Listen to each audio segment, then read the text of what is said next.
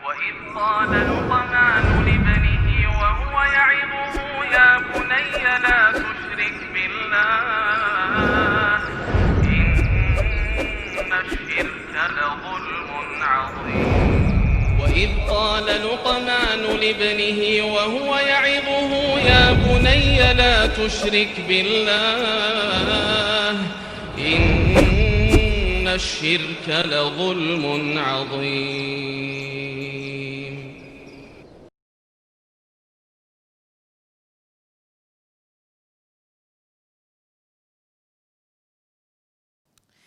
Assalamualaikum warahmatullahi wabarakatuh. Innal hamdalillah nahmaduhu wa nasta'inuhu wa nastaghfiruh wa na'udzu billahi min shururi anfusina wa sayyiati a'malina. May yahdihillahu fahuwal muhtad wa may yudlil falan tajida lahu waliyyan mursyida. Asyhadu an la ilaha illallah wahdahu la syarika lah wa asyhadu anna Muhammadan 'abduhu wa rasuluhu alladzi la nabiyya ba'dah. Wa qala Allah subhanahu wa ta'ala ya ayyuhalladzina amanu taqullaha haqqa tuqatih wa la tamutunna illa wa antum muslimun. Ya ayyuhalladzina amanu taqullaha wa qulu qawlan sadida yuslih lakum a'malakum wa yaghfir lakum dhunubakum wa man yuti'illaha wa rasulahu faqad faza fawzan 'azima. Ya ayyuhan nasu taqu rabbakumul ladzi khalaqakum min nafsin wahidah wa khalaqa minha zawjaha wa batha minhuma rijalan katsiran wa nisaa'a wattaqullaha alladzi tasaaluna bihi wal arham innallaha kana 'alaikum raqiba. Amma ba'du, nastaqil hadithi kitabullah wa khairul hadi hadi Muhammad sallallahu alaihi wasallam wa syarrul umur muhdatsatuha wa kullu muhdatsatin bid'ah wa kullu bid'atin dhalalah wa kullu dhalalatin finnar.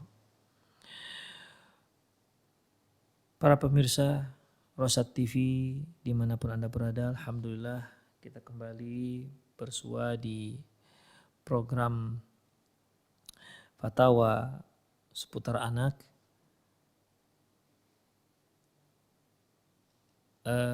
Selawat serta salam kita tujukan kepada Rasulullah Sallallahu Alaihi Wasallam, kepada para sahabat, kepada karib kerabat dan kepada seluruh kaum muslimin yang berupaya menegakkan sunnah-sunnah Rasulullah Sallallahu Alaihi Wasallam. Sore hari ini ikhwah kita akan bahas fatwa terkait dengan jika seorang ibu hamil dan keberadaan janin yang ada di rahim si ibu itu mengancam nyawa si ibu.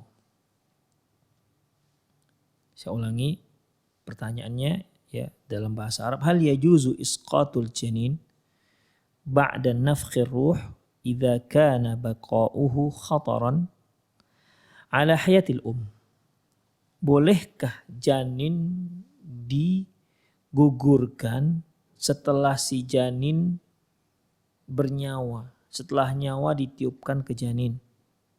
Berarti setelah usia 120 hari. Apabila keberadaan si janin yang sudah ditiupkan roh itu mengancam nyawa si ibu. Ikhwah rahimanallahu wa iyyakum. Di sini beratnya masalah ini untuk menyelesaikannya dikarenakan terkait dengan si janin yang sudah ditiupkan ruh. Adapun kalau yang mengancam nyawa si ibu ini yaitu janin yang belum ditiupkan ruh, ya mungkin dikarenakan si janin terkena penyakit atau apalah penyebabnya sehingga janin ini bisa mengancam nyawa si ibu. Maka apabila janin ini belum ditiupkan roh, yaitu tidak ada masalah di sini, artinya boleh digugurkan jika memang benar-benar mengancam nyawa si ibu. Permasalahannya sekarang ini janin sudah ditiupkan roh. Ya. ini janin sudah ditiupkan roh. Yang pertama tadi, kalau janin belum ditiupkan roh, ya demi untuk menyelamatkan si ibu yang tentunya seorang manusia yang sudah bernyawa, apalagi dia sudah memiliki banyak tanggung jawab. Ya. Jika dibandingkan keberadaan dia, kehidupan dia, jika dibandingkan dengan janin yang belum ditiupkan roh, tentunya lebih berharga lah, ya, lebih berharga nyawa si ibu tersebut. Walaupun ikhwah pada dasarnya sebagaimana yang telah kita bahas bahwa tidak boleh menggugurkan janin di fase apapun.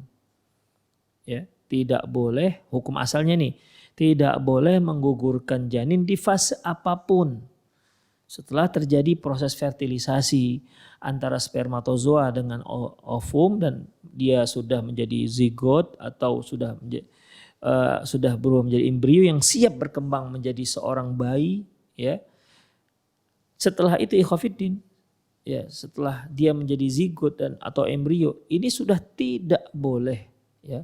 Tidak boleh ada pengguguran di sana karena dia ini adalah awal ataupun calon manusia. Ya, calon manusia. Apalagi setelah ditiupkan roh. Ya, jadi fase apapun hukum asalnya tidak boleh digugurkan. Janin dalam fase apapun, mulai dari dia berbentuk embrio, apalagi sudah berupa janin yang sempurna, tidak dibolehkan digugurkan dari rahim ibunya. Hanya pada fase yang belum ditiupkan roh, jika hal ini mengancam nyawa si ibu, ya, di mana seorang dokter itu dihadapkan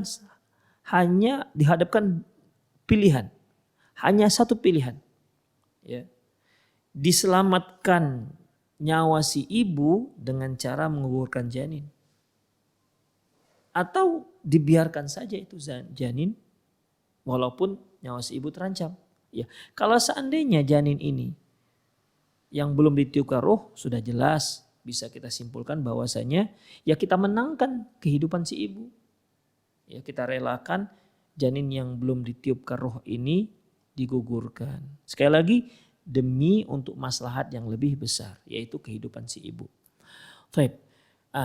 Permasalahan soal yang kita bacakan tadi, ini janin sudah ditiupkan roh. Itu dia. Ya. Janin sudah ditiupkan roh.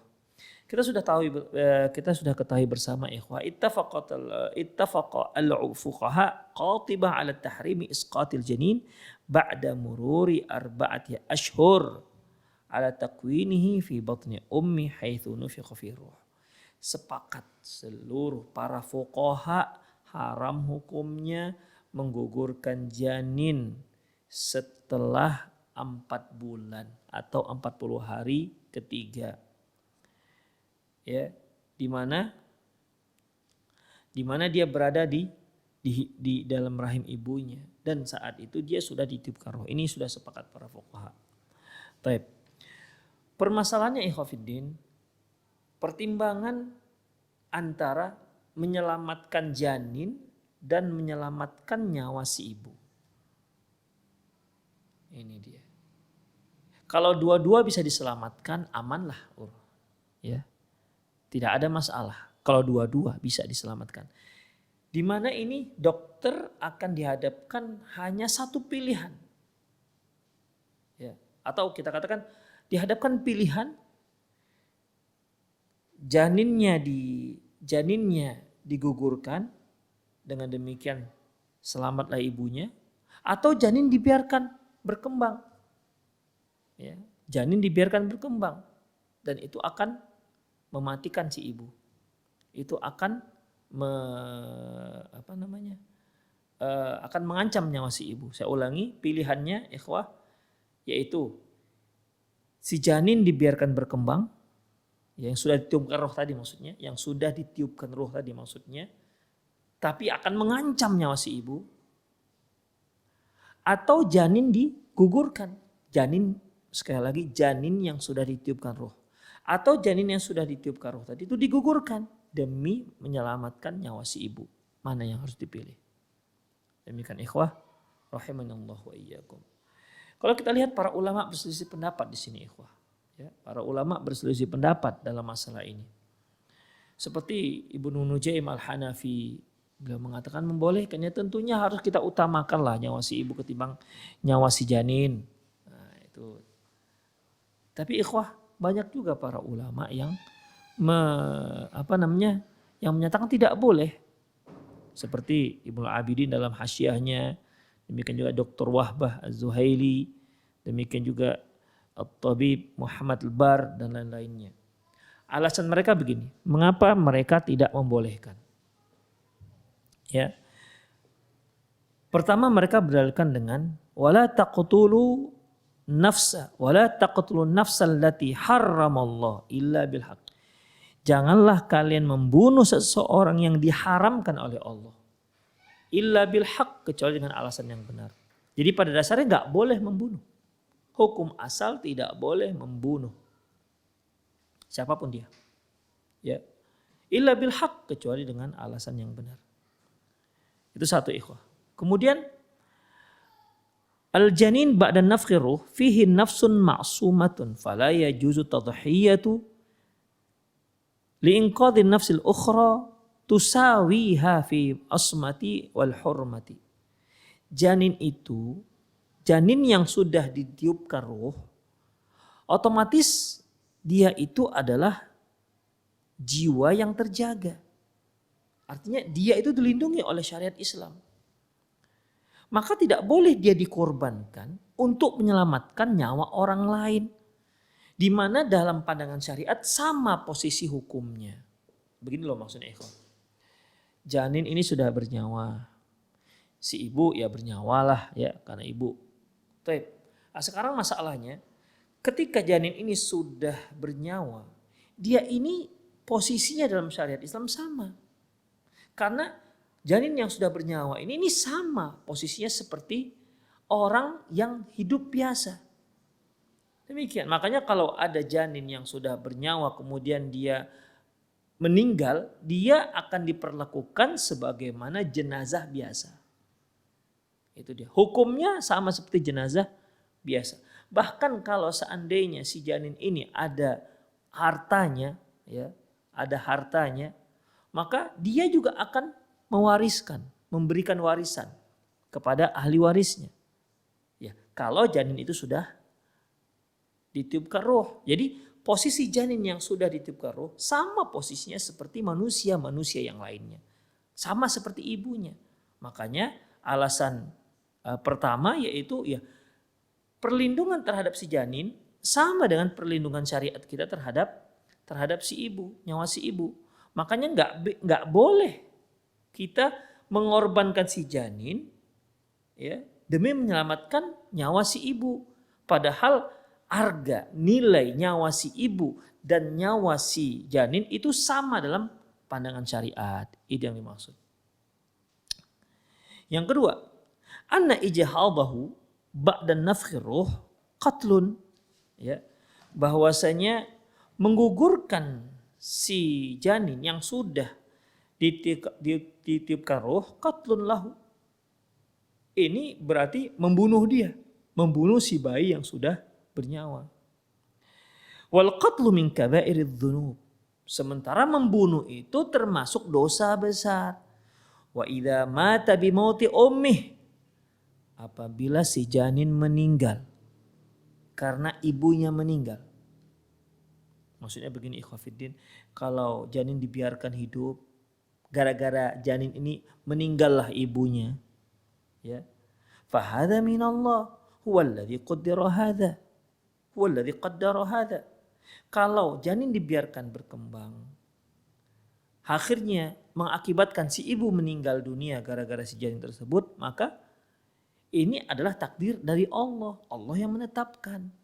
Artinya begini ikhwafiddin, ya kalau kita gugurkan, kan kita yang membunuhnya. Tapi kalau kita biarkan dia berkembang dalam rahim ibunya, akhirnya terbunuhlah si terancamlah atau meninggallah si ibu dikarenakan janin yang ada dalam perutnya, dalam rahimnya. Lah, ini kan kehendak Allah Subhanahu wa taala, bukan kehendak kita. Makanya fala yajuzu iqdamu ala ijhadi hatta law matat ummuhu di anna hadza biqadarillah. Oleh karena itu tidak boleh menggugurkan si janin yang sudah ditiupkan ruh walaupun meninggal ibunya gara-gara dia, ya, karena ini sudah takdir Allah. Itu dia. Cukup kuat ikhwah, ya. Cukup kuat karena masalahnya kalau kita biarkan meninggallah ibunya gara-gara si janin, itu kan takdir Allah, bukan kita yang membunuhnya. Tapi kalau kita gugurkan, kan kita yang membunuh dia.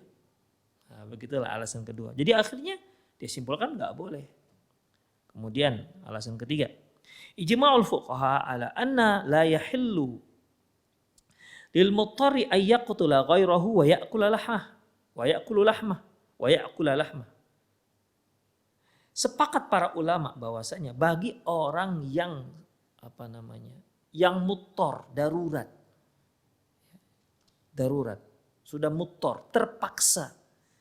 Bagi orang yang terpaksa, dia tidak boleh membunuh temannya, lantas dia makan temannya.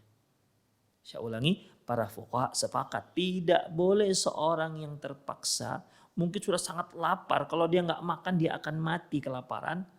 Lantas untuk menyelamatkan nyawa dia bunuh temannya, lantas dia makan temannya. Liinqadhi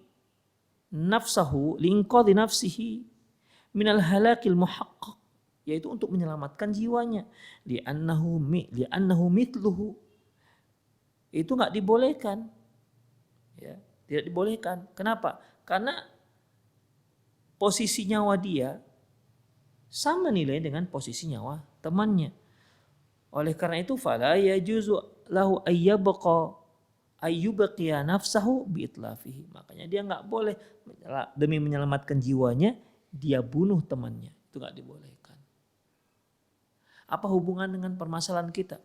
Seperti yang tadi yang kita katakan, si janin hidup, ya, ibu hidup.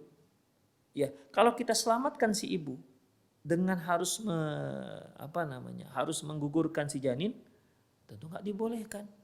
Contohnya seperti tadi itu, kalau ada orang terpaksa, dia kelaparan, kalau nggak makan dia mati, lantas dia dengan temannya, ya, untuk menyelamatkan jiwanya dia bunuh kawannya dan dia makan daging temannya untuk menyelamatkan nyawanya. Ini nggak dibolehkan. Mengapa demikian?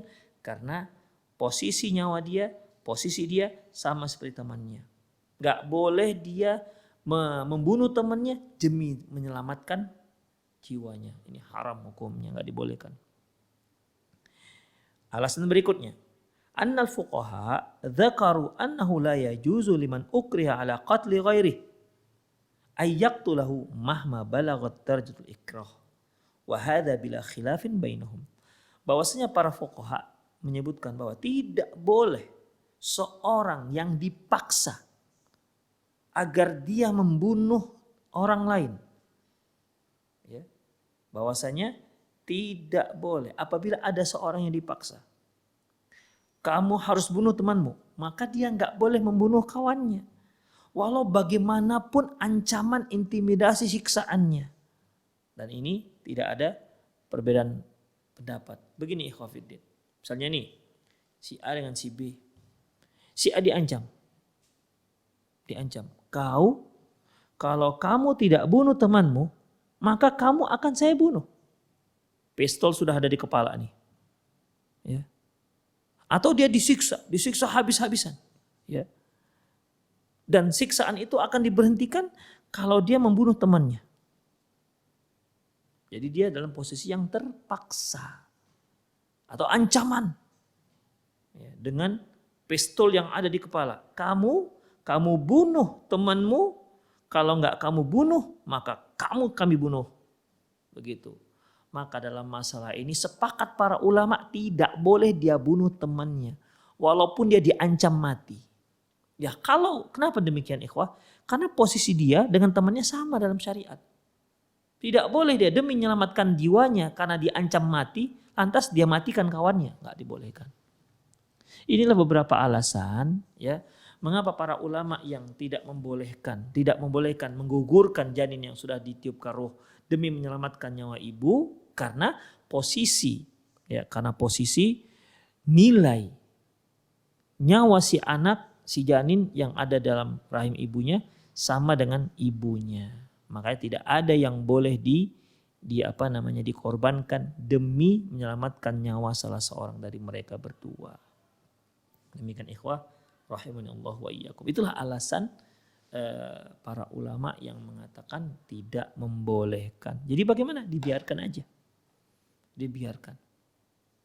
Walaupun dengan berkembangnya bayi tersebut akan mengancam nyawa ibunya. Terbunuh ibunya gara-gara si janin, tidak apa-apa. Kenapa? Karena meninggalnya si ibu itu karena sudah takdir Allah.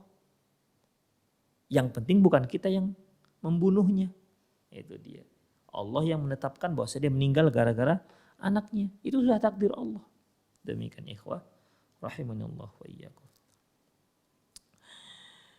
Jadi itulah alasan-alasan mengapa tidak dibolehkan, ya. Jadi dibiarkan saja. Artinya begini ikhwah, kalau tidak ada jalan lain, maka ya sudah, biarkan saja. Walaupun salah seorang mereka harus terbunuh. Kemudian adapun para ulama yang lain yang menyatakan selain itu, artinya boleh, ya. Seperti Lajnah Ilmiyah Al-Mawsu'ah Al-Fiqhiyah Al-Kuwaitiyah. Mereka membolehkan ya dalam kondisi seperti ini boleh digugurkan si janin untuk demi menyelamatkan nyawa si ibu. Demikian juga untuk para ulama kontemporer, para ulama muasirin, ya, kebanyakan mereka itu malah membolehkan, ya. Demikian juga termasuk Hay'ah Kibar Ulama Bimamlakah Saudiyah. Ya. Ini juga membolehkan. Demikian. Termasuk Dr. Muhammad Nuaim Yasin membolehkan. Apa alasan mereka, ikhwah? Ya, kita perhatikan. Alasan mereka mengapa membolehkan. Ingat tadi 4 alasan, ya. 4 alasan saya ingatkan. Alasan pertama tadi yang menyatakan tidak boleh bahwasanya janin yang sudah ditiupkan ruh sama nilainya dengan nyawa ibunya. Nyawa si janin sama dengan nyawa si ibu. Jadi nggak boleh dikorbankan demi untuk nyawa yang lain, menyelamatkan nyawa yang lain. Yang kedua bahwasanya kalau sudah janin ditiupkan ruh maka haram hukumnya untuk digugurkan. Kalaupun akhirnya ibunya mati gara-gara janinnya, maka itu sudah takdir Allah. Yang penting bukan kita yang mematikannya, gitulah lebih kurang. Kemudian yang ketiga bahwasanya sepakat para ulama apabila ada 2 orang di mana mereka terpaksa darurat, dalam keadaan kondisi darurat dan mereka lapar untuk menyelamatkan nyawanya, ya, dan mereka akan mati kalau tidak makan. Maka nggak boleh salah seorang yang 2 tadi itu membunuh temannya untuk menyelamatkan nyawanya sendiri. Nggak dibolehkan. Kenapa? Nyawanya sama dengan nilai nyawanya sama dengan nyawa temannya. Demikian juga dengan ibu dan si janin tadi. Demikian juga contoh lainnya itu apabila ada 2 orang, yang satu dipaksa untuk membunuh temannya, maka yang dipaksa ini tidak boleh membunuh temannya dengan alasan bahwasanya dia dipaksa. Dibolehkan. Walaupun dia dipaksa mati. Dipaksa akan dibunuh. Diancam untuk dibunuh. Ya, maka apapun tekanannya, bagaimanapun paksaannya, dia tidak boleh membunuh temannya. Karena apa? Karena jiwa dia sama posisinya dengan jiwa temannya.